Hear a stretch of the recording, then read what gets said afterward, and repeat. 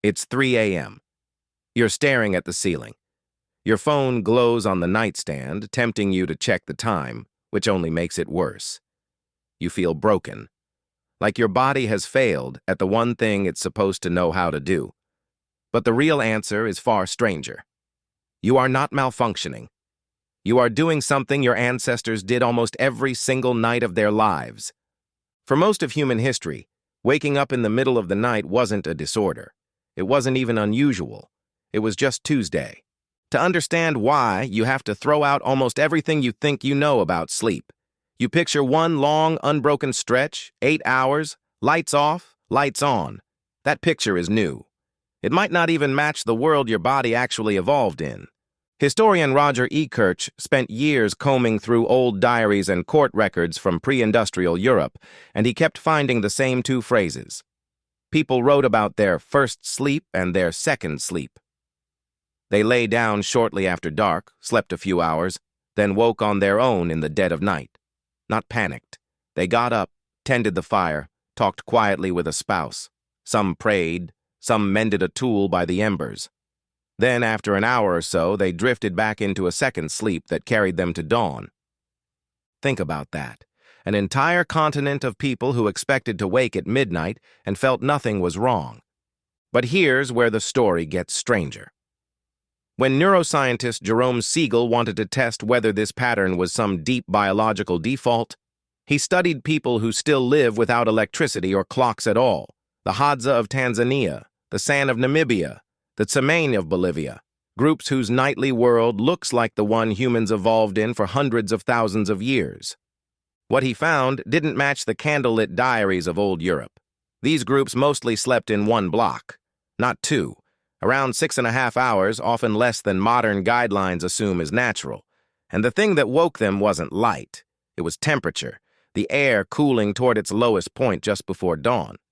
So which is true? Did ancient humans sleep in two halves or one? Honestly, both, depending on which ancient you mean. Ekirch's segmented sleep likely came from a specific window: long winters, cold houses, candlelight culture, not some universal code from the savannah. Siegel's foragers slept in one piece, shaped by a different fire entirely. The neat idea that segmented sleep is humanity's one true default is messier than the meme suggests. But strip away the disagreement, and something survives underneath both pictures. Nighttime waking carried no shame in either one. Anthropologist Carol Worthman's work on sleep ecology makes this clear. She studied who was around people like the Hadza while they slept, not just how long they were unconscious. Sleep wasn't solo behind a locked door.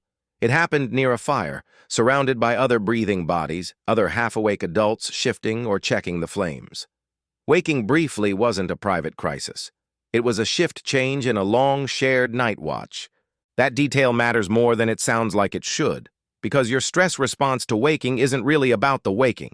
It's about what you believe it means, and whether anyone else is there for it. Here's the twist most people never connect. The fire needed tending, or it would die. Predators moved at night. Infants cried, and someone had to be a little awake for the group to make it to morning. A population that slept like a stone for 8 unbroken hours might lose a child to a predator, or wake to cold ash. Light, easily roused sleep wasn't a flaw evolution forgot to fix.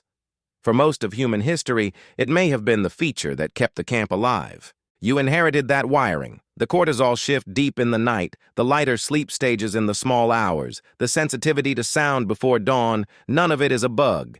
It's a guard rotation installed by a kind of risk your bedroom no longer contains. So why does it feel so different now? Because nothing else matches the original picture. No fire to tend, so the wakefulness has no job. No second body breathing beside you, so it has no witness. And a glowing rectangle by your head, broadcasting the exact time, turning a normal shift into a math problem. 4 hours until the alarm, now 3. Your heart climbs, not because you're awake, but because you've decided that being awake means something is wrong. That same rectangle does something firelight never did too. Firelight is warm and dim, barely registering to the part of your brain tracking day and night. Screen light sits much higher on the spectrum, closer to daylight, and your brain reads it as exactly that.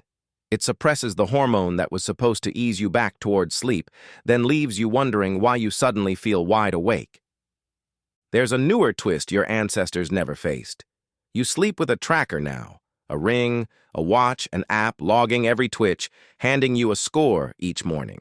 Researchers call the resulting anxiety orthosomnia, an obsessive fixation on perfect sleep data that makes sleep worse. So the 3 a.m. waking isn't just unwitnessed and jobless anymore. It's being measured by a device that has no idea you were ever supposed to wake up at all.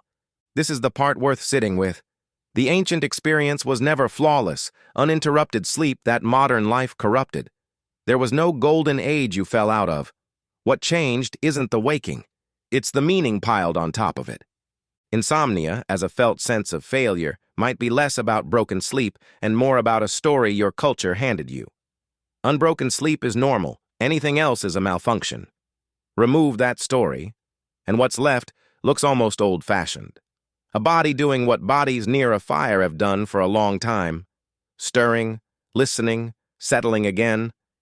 None of this means real insomnia caused by genuine stress or a clinical disorder isn't worth treating seriously. It means the moment of waking, eyes open in the dark, isn't proof something inside you has failed. For most of human history, it was simply what a watchful, social, fire-tending animal did on the way to morning.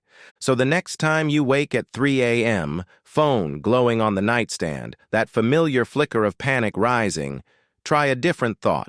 You are not broken. You are doing something old, something stitched so deep into your biology, it never asked your permission to leave. The night hasn't changed nearly as much as you assume. You have. And maybe the strangest, most quietly comforting truth in all of this is that lying awake at 3 a.m. was never the malfunction you feared. It was, for most of human history, simply what it meant to be alive until morning.